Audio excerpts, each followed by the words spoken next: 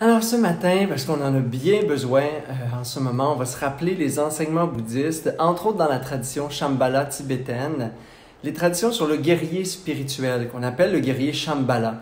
Qu'est-ce qu'un être qui vit avec courage? Comment la méditation, comment la philosophie bouddhiste peut nous réapprendre à conserver notre dignité humaine, notre dignité d'être, notre dignité juste d'exister, malgré les défis, avec les obstacles et dans des périodes où on se sent plus vulnérable.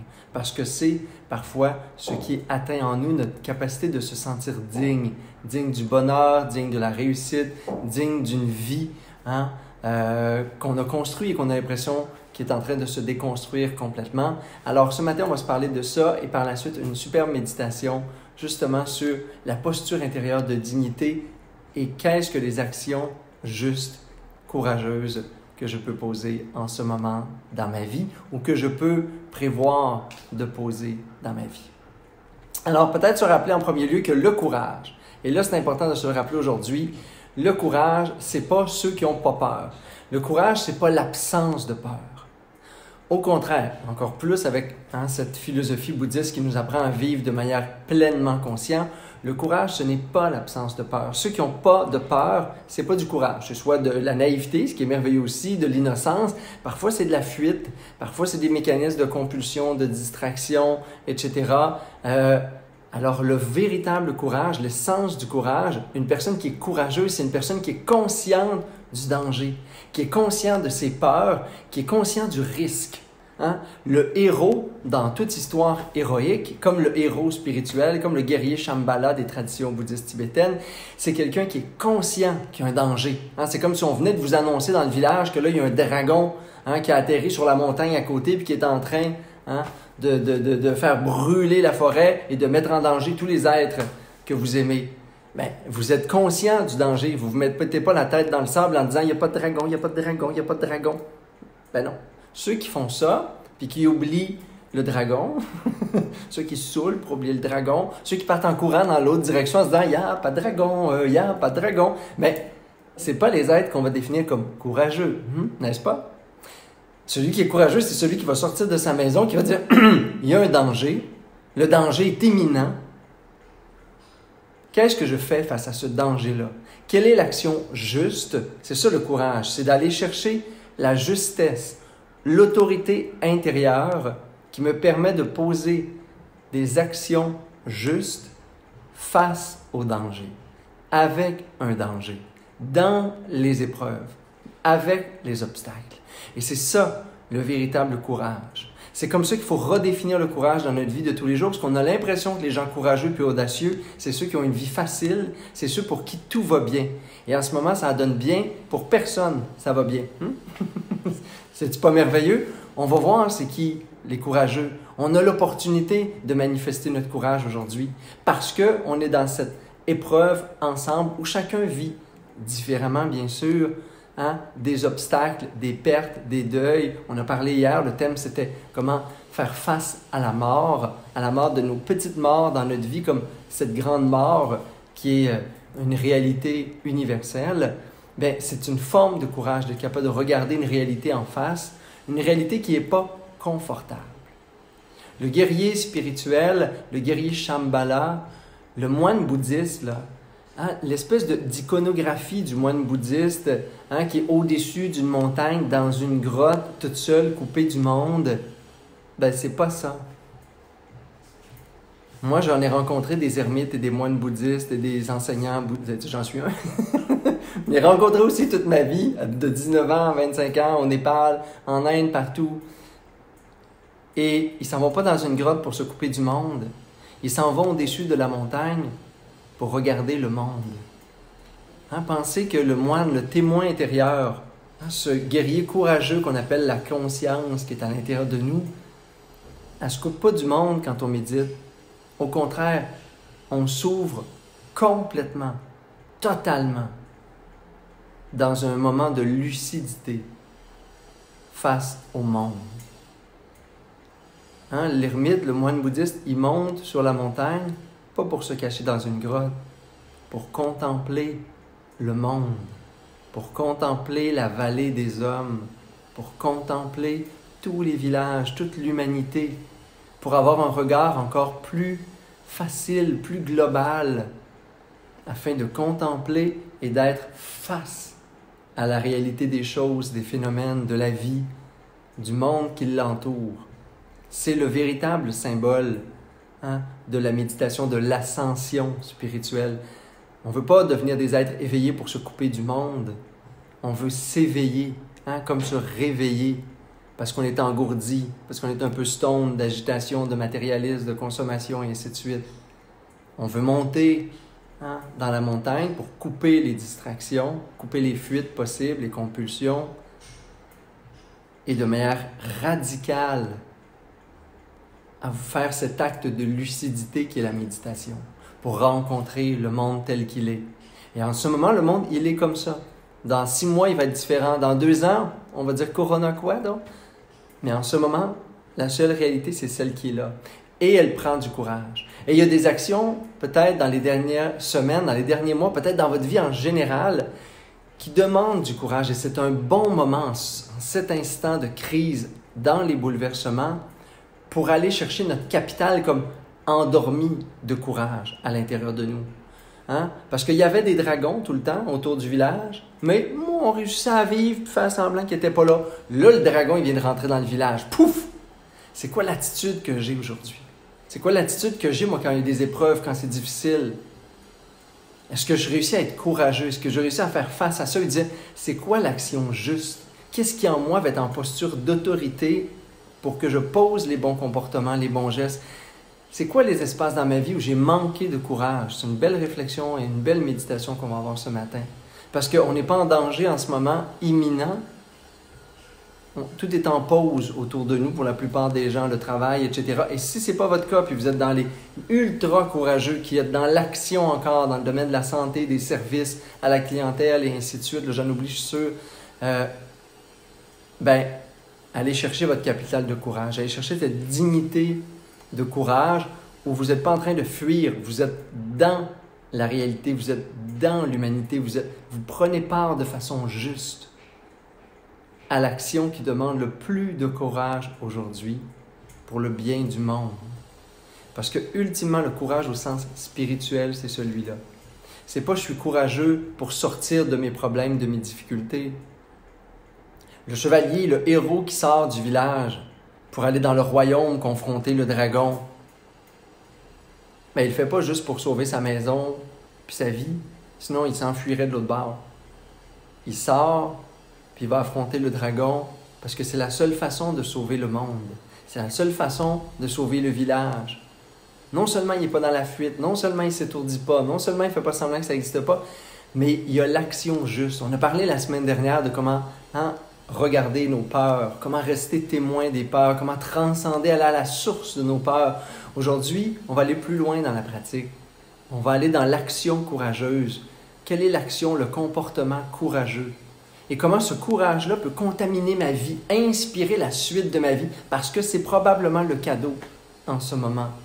On est obligé presque d'être courageux. Sinon, on va se terrer toute seule ou on va se distraire compulsivement jusqu'à la fin de cette crise-là. Ça va être long. À un moment donné, il faudra comme avoir un acte et des moments de lucidité. C'est dans ces actes-là où on cherche à méditer, où on cherche à avoir une réponse plus profonde à l'intérieur de nous. C'est l'invitation que je vous lance chaque matin, finalement.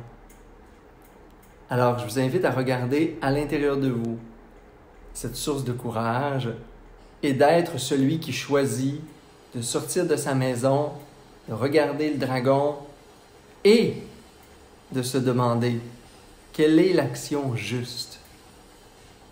Quelle est la source d'autorité en moi qui me permet d'avancer dans la justesse? Quelles sont les paroles, les pensées, les paroles et les comportements justes en ce moment quand je tremble de peur? Et je vous le dis, je vous le répète juste avant la méditation qui s'en vient là. Le courage, ce n'est pas l'absence de peur. C'est celui qui avance avec la peur au ventre. Celui qui, de manière lucide, avance, agit avec la peur. Quand en dedans, ça tremble. quand dedans, ça voudrait reculer. Quand l'intérieur, c'est paniqué face à cet inconnu de la vie de tous les jours en ce moment. Quand on continue à avancer, à s'aimer, à pardonner, à poser des gestes, à penser à l'avenir, à espérer qui je vais être dans les jours meilleurs, qu'est-ce que je veux plus dans ma vie, et ainsi de suite. On va méditer ce matin pour regarder tous les moments dans mon existence où j'ai manqué de courage. Et là, on va faire le plein de courage à l'intérieur de nous. On va reprendre cette dignité. Hier, on a médité sur l'urgence de vivre quand on a fait face à cette réalité qui est la mort. Je fais du pouce sur cette énergie-là de la méditation d'hier. Quand je suis en urgence de vivre, j'ai plus rien à perdre. Et la beauté, aujourd'hui, c'est qu'on se rend compte qu'on n'a pas grand-chose à perdre. Que de vivre plus, que de vivre mieux, que de vivre avec plus de justesse. Parce que la vie est incertaine, parce que chaque jour est un cadeau, parce que demain, on ne sait plus qui va être là et qui va être pas là, et dans quel monde qu'on va vivre. Fait que soyons courageux, mes amis, soyons des beaux guerriers spirituels, des êtres pacifiques. Parce que le guerrier, c'est pas celui qui entretient le conflit, c'est celui qui sait pourquoi il avance, qui sait vers quelle victoire il est en train d'avancer et par quelle épreuve il doit passer pour activer ses forces, dépasser ses limites et devenir le meilleur de lui finalement. C'est le guerrier, c'est celui qui se sacrifie pour le bien commun. Celui qui pense à l'ensemble au lieu de juste penser à lui. Et ça, c'est du courage aussi. Alors, prêt pour la méditation, les amis? Merci infiniment d'être là. Prenez un temps pour vous remercier d'être là courageusement ce matin. Installez-vous pour la méditation. C'est le temps de prendre une posture qui est un peu plus, qui amène un peu plus de vigilance et de dignité. Vous pouvez être assis sur une chaise, il n'y a aucun problème. J'ai plein de petites questions sur la posture, là. Tant que vous n'êtes pas en train de somnoler dans votre hamac ou sur un lit, c'est bon. On veut une posture qui, simplement, est assez confortable pour permettre d'être le plus immobile et concentré possible, et en même temps qui amène une certaine forme de vigilance intérieure, ce qui veut dire qu'il ne créera pas de la somnolence ou de la torpeur mentale. Et prenez un temps pour respirer avec une attitude de dignité intérieure. On a quelques belles respirations profondes. Qu'est-ce que j'attends pour me sentir digne de vivre? Ben, rien du tout. Je décide que je suis complètement digne d'exister.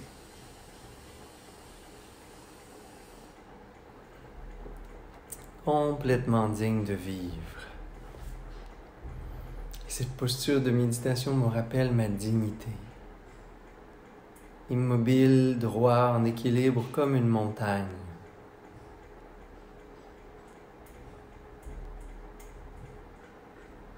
Je prends quelques respirations plus profondes.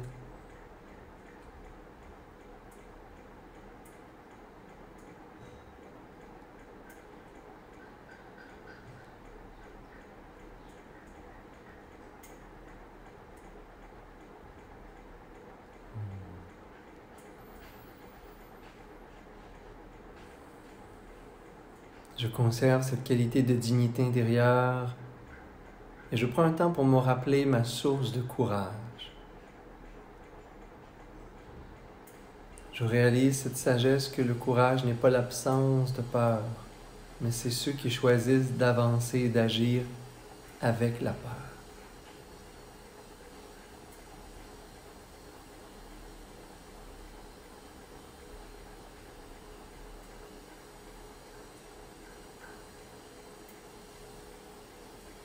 Et je peux donc prendre un temps pour reconnaître mes sources de peur en ce moment, juste comme étape préliminaire.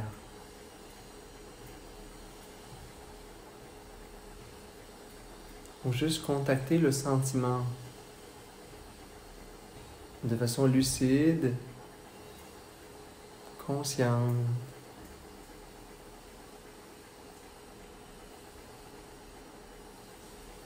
J'amène mon regard vers l'intérieur Et je contacte cette sensation, cet état de peur, parce que j'ai le courage de la rencontrer.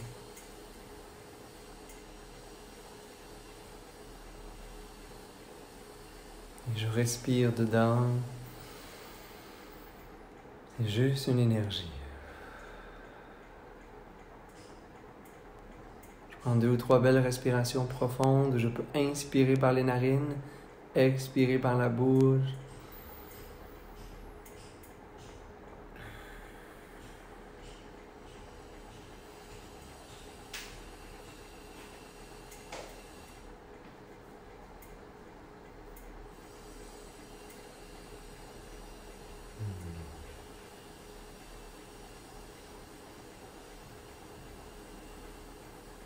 Et je peux prendre un temps pour me rappeler un moment de ma vie où j'ai fait preuve de justesse et d'action courageuse face à un danger, face à des épreuves dans lesquelles je restais complètement lucide, où j'étais conscient de ce qui allait pas bien, de l'obstacle, du danger. Parce qu'il y a un moment dans ma vie où j'ai été ce héros. Peu importe, il n'y a pas de petits ou de grands obstacles. Il y a juste un moment de vérité et de courage.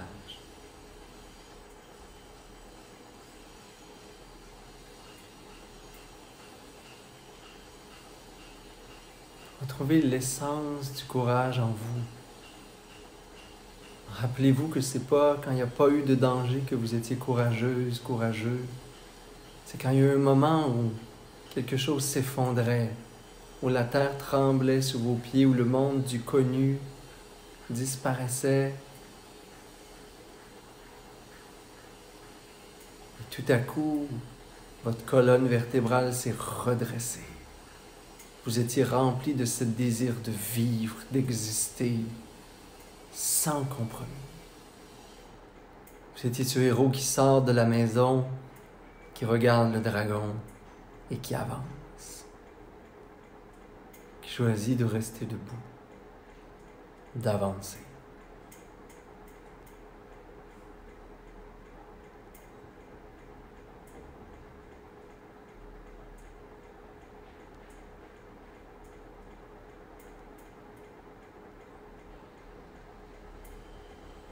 Allez vous rappeler un instant de courage dans votre vie, cet état intérieur de courage. Vous êtes toujours cette héroïne, ce héros, peut-être qui dormait dans un coin, là vous le réveillez. Vous habitez cet archétype du courage. Ce personnage héroïque qui vous habite, c'est le temps de l'activer dans votre vie en ce moment. Même d'être courageux face à l'ennui, la lassitude.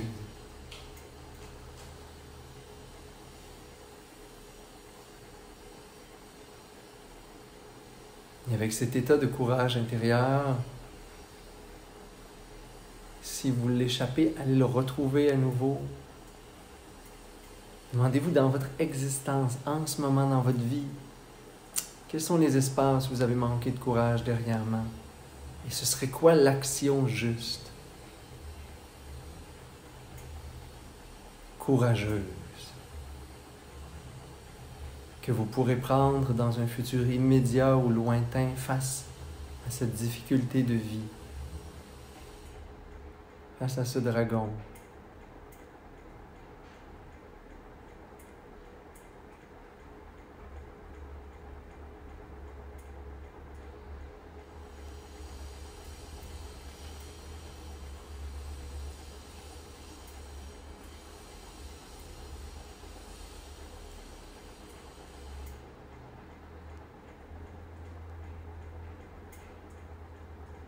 Allez chercher ce souvenir de l'état de courage intérieur que vous avez déjà manifesté dans votre vie de façon consciente, lucide.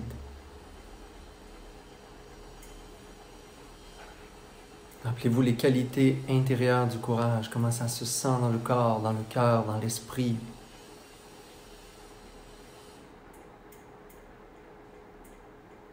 Et demandez-vous en ce moment dans votre vie là où ça prend du courage. Puis regardez les situations où vous manquez, où vous avez manqué de courage dans les derniers temps. Et c'est un bon moment pour être courageux et courageuse, pour avancer avec la peur.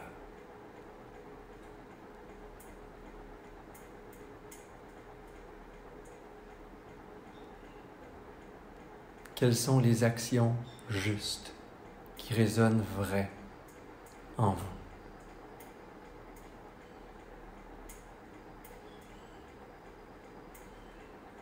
Peut-être que c'est des événements, des situations qui en ce moment sont en pause. Projetez l'action juste. Déterminez-la ici maintenant.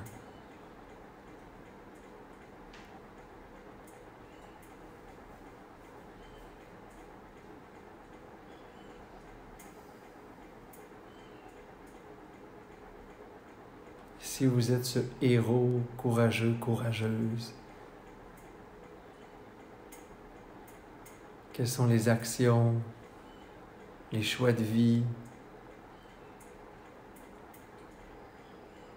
qui sonnent vrais, justes, à l'intérieur de vous?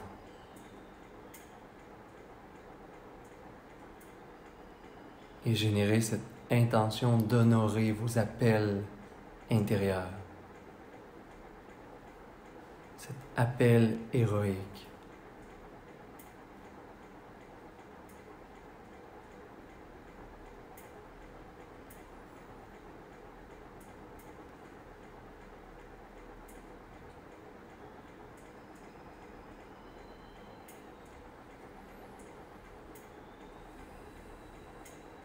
Cette détermination, cette volonté, ce courage, encore pour une dernière minute, est votre seul objet de méditation.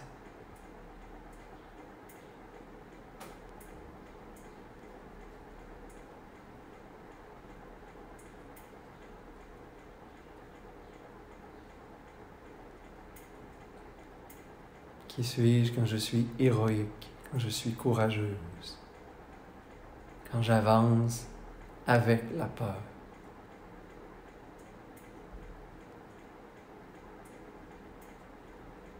Quand je choisis l'action juste.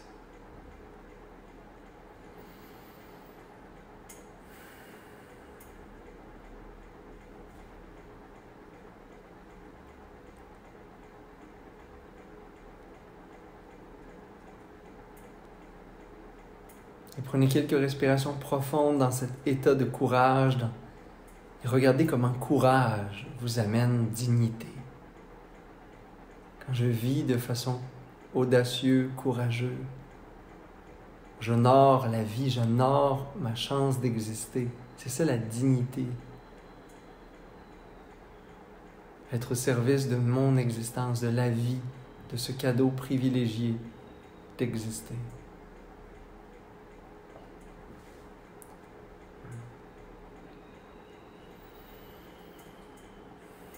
Et vous pouvez doucement amener vos mains ensemble en namasté, les frotter légèrement avec un beau sourire pour vous féliciter de cette pratique.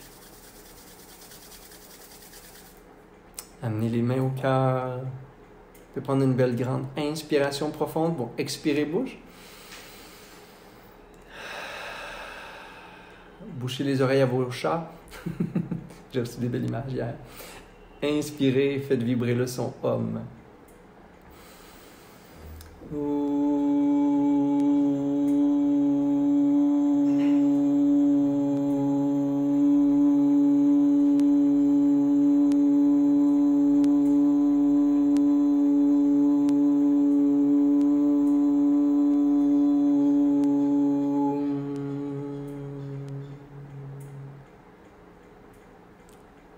Merci tout le monde, namasté. Quelques petites nouveautés peut-être à vous parler avant de vous laisser aujourd'hui. Il y a des événements que j'appelle mes petites méditations planétaires. On fait des méditations de dons, des méditations énergétiques où on offre une énergie où on dédie, sous forme de prière finalement, de travail vibratoire, hein, notre énergie pour une cause particulière. Hier, on a fait hommage aux soignants, une méditation. La semaine prochaine, c'est sur mon Facebook professionnel parce que vous pouvez davantage le partager et les gens ne sont pas obligés d'être amis ou s'abonner, etc. pour participer. C'est sur donc Martin Bilodeau, auteur. C'est lundi prochain. On fait une méditation qui est la pratique du Tonglen, qui est la prise et le don, une pratique tibétaine extraordinaire qui fait partie du corps, hein, de l'énergie de compassion, des pratiques du Tantra suprême pour tous les gens. Des pratiques aussi qui vont vous permettre dans la vie de tous les jours, hein, d'accompagner les malades et d'accompagner les mourants. Alors, on fait cette pratique-là. Vous pouvez la partager, s'il vous plaît. Si on serait là, des centaines, ce serait extraordinaire. C'est là sur l'autre face de book. Et je vous donne rendez-vous la semaine prochaine pour ça. Et demain pour la continuité. Si vous avez manqué des méditations, des fois quand je dis des thèmes, eh bien, c'est là encore sur le Facebook. Et tous les jours, je reçois un message pour dire « J'ai vu ton livre, est-il encore disponible? » Je ne peux pas de la vendre parce que de toute façon, on ne reçoit pas grand-chose sur nos livres, les auteurs, sachez-le. Mais c'est ça le petit livre d'amour dont je dis quand je dis j'ai un livre. Le prochain sort bientôt, j'ai la date, je vais vous l'annoncer cette semaine. Mais réveillez votre petit boudin intérieur, j'imagine qu'il est à l'envers là. C'est sur mon site web, vous pouvez le commander, on fait des livraisons. Sinon, c'est en Europe et au Canada, partout sur livraison, chez votre libraire préféré. C'est peut-être bien le temps d'encourager à la fois les libraires, les éditeurs et les auteurs. C'est dur pour tout le monde en ce moment, vous le savez bien. Alors sur ça, gros bisous d'amour, on se voit demain matin. Namasté. Oh, journée courageuse.